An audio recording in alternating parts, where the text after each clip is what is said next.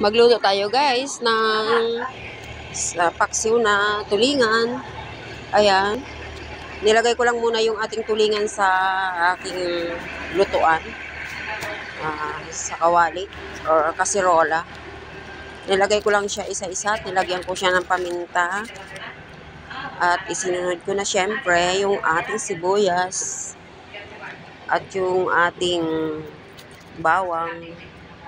Pinakuluan ko lang muna siya sa suka. Nilagyan ko rin siya ng magic sarap, pampalasa.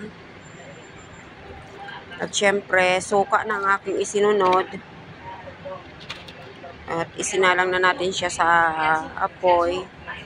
Tapos ko nga siyang ipakuluan guys, ay nung nag-absorb na yung suka sa kanyang sa mga isda ko ay syempre sunod na natin yung gata at yung sili. 'Di ba? Sarap. Wow, mapapadami na naman ang kain ko nito. Ayan na nga at kumukulo na yung ating paksiw at ready na para sa ating tanghalian. Ayan. Thank you so much guys sa patuloy na panonood ng aking reels na walang kabuluhan. Ayan, sana nag-enjoy kayo. God bless. Follow for more.